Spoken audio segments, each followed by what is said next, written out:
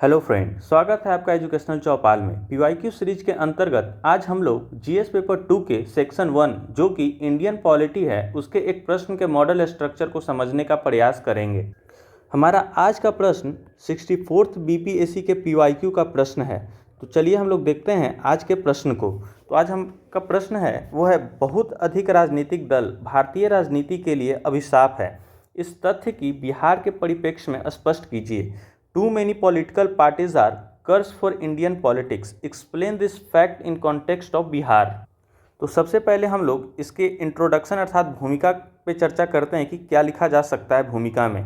तो हमारे क्वेश्चन में जैसा आपको दिख रहा हो कि पॉलिटिकल पार्टी इसका कीवर्ड बन रहा है, तो हम लोग इसके ही कीवर्ड को ही एक्सप्लेन कर सकते हैं। तो जैसा कि मैंने यहाँ पे किया है, राजनीतिक दल ऐसे लोगों का समूह है जो एक विचारधारा का पालन करते हैं और इस प्रकार चुनाव लड़ने तथा सरकार में सत्ता संभालने के लिए एक साथ आते हैं। A political party is a group of people who follow an ideology and thus come together to contest election and hold power in the government. तो इससे आप लोग अपने इंट्रोडक्शन में यूज कर सकते हैं इस प्रश्न के। इससे जुड़े कुछ फैक्ट्स हैं, जैसे total number of national parties, राष्ट्रीय दल की संख्या हमारे देश में अभी 6 है। फिर स्टेट पार्टीज़, उनका संख्या 67 है। उसी तरह रजिस्टर्ड अनरिकॉग्नाइज पॉलिटिकल पार्टीज़, जिसे पंजीकृत गैर मान्यता प्राप्त राजनीतिक दल बोलते हैं, उसकी संख्या 2854 है।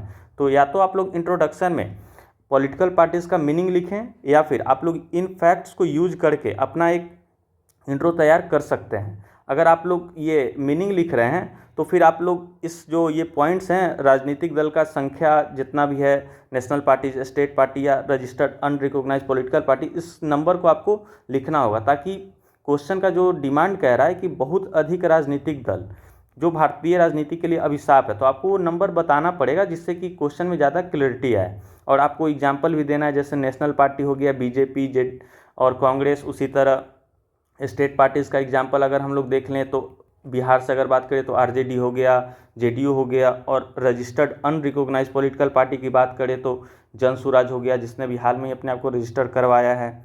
अब हम लोग बात करते हैं प्रश्न के मुख्य भाग पे। तो हम लोग सबसे पहला जो हेडिंग देंगे, too many political parties as a curse, बहुत अधिक राजनीतिक दल अभिशाप के रूप में।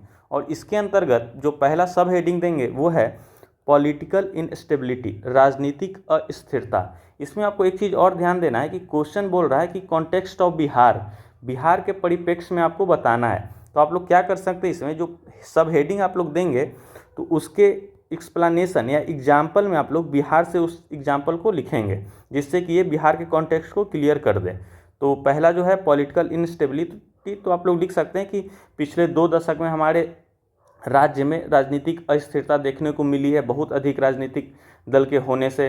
जैसे आप लोग देख रहे होंगे कि 20 साल से तो सरकार 5-5 साल पे बदल रही है, लेकिन बीच में बहुत सारा कोलिजन चेंज हो रहा है। फिर है फंक्शनलिज्म एंड डिफेक्शन, गुटबाजी और दल बदल। इसका भी आप लोग एग्जाम्पल बिहार से ही दीजिएगा। जैसा कि 2020 के विधानसभा चुनाव में वीआईपी या फिर ओवैसी की पार्टी ने अलग चुनाव लड़ा था, लेकिन चुनाव के बाद उनके एमएलए थे जो जाके, जैसे वीआईपी के एमएलए मिल गए एनडीए से, चले गए थे वो बीजेपी में। उसी तरह ओवैसी के जितने भी एमएलए थे वो आरजेडी के साथ मिल गए थे। तो इस तरह से आप लोग लिख सकते हैं कि दल बदल और गुटबाजी की संख्या बढ़ जाती है बहुत अधिक राजनीतिक दल के होने से। फिर है पर्सनालिटी एंड डायनेस्टी पॉलिटी, व्यक्तित्व एवं वंशवादी राजनीति। तो यहाँ पे नेपोटिज्म का भी बढ़ने का संभावना रहता है, और आप देख रहे होंगे देश में या फिर हमारे राज्य में भी वही वंशवादी राजनीति चल रहा है। फिर है चौथा, इसमें है क्रिमिनलाइजेशन एंड पॉलिटिकल करप्शन। तो बहुत ज़्यादा पॉलिटिकल पार्टीज़ के होने से पॉलिटिक्स में अपराधीकरण और भ्रष्टाचार का भी बढ़ने का संभावना पूरा रहता है। फिर है vote bank politics, vote bank की राजनीति। तो आप देखेंगे कि बहुत सारा जो पार्टीज़ है वो किसी समाज के किसी विशेष वर्ग को टारगेट कर अपना पार्टी बनाती है और वोट बैंक की राजनीति करती है। इसे भी आप लोग एग्जाम्पल के तौर पे बिहार से ही लिख सकते हैं।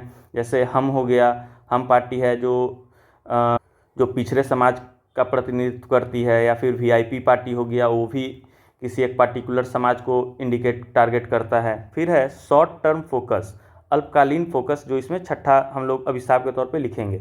और देखेंगे कि जितने बहुत सारे जो पार्टीज़ होती हैं वो उनका फोकस लॉन्ग टर्म नहीं होता, उनका कोई लॉन्ग टर्म विजन नहीं होता। वो लोग बस किसी तरह चाहते हैं कि सरकार में आ जाएं और सत्ता को अपने हाथ में लें। तो ये हो गया आपका टोटल 6 अभिशाप जिसे आपको लिखना है। फिर है उसके बाद दूसरा जो इसमें हेडिंग देंगे वो है too many political parties as a boon, बहुत अधिक राजनीतिक दल वरदान के रूप में। मतलब कि बहुत अधिक जो राजनीतिक दल है वो सिर्फ अभिशाप का काम नहीं करती है, उसके कुछ लाभ भी हैं, तो उसे भी आपको लिखना है। तो इसके अंतर्गत जो पहला हम लोग सब हेडिंग देंगे वो है विविध प्रतिनिधित्व, डाइवर्स रिप्रेजेंटेशन। तो इसमें है कि अगर नंबर ऑफ पॉलिटिकल पार्टीज ज़्यादा रहेंगी तो वो समाज के अलग अलग वर्गों का रिप्रेजेंटेशन भी ज़्यादा करेगी, तो ये इसका एक फ़ायदा है। फिर है जवाबदेही, इन्हांस्ड अकाउंटेबिलिटी। मतलब कि अगर नंबर ऑफ पॉलिटिकल पार्टीज ज़्यादा है तो जो सत्ता में भी जो पार्टीज़ है उन्हें ये हमेशा डर बना रहेगा कि अगर हम अच्छा काम नहीं करेंगे तो लोगों के पास और भी ऑप्शन है, तो ये हो गया। फिर है गठबंधन सरकारें और आम सहमति, कोलिजन गवर्नमेंट्स एंड कंसेंसस। तो इसमें आप देखेंगे हमारे स्टेट बिहार में ही एग्जाम्पल वहाँ से आप लिख सकते हैं कि कोलिजन गवर्नमेंट का ही के कारण ही हमारे स्टेट में हर 5 साल पे इलेक्शन हो रहा है। नहीं तो अगर जितना पार्टी है बिहार में, अगर उस तरह से देखा जाए तो फिर हर 2 साल पे इलेक्शन करवाना पड़ता।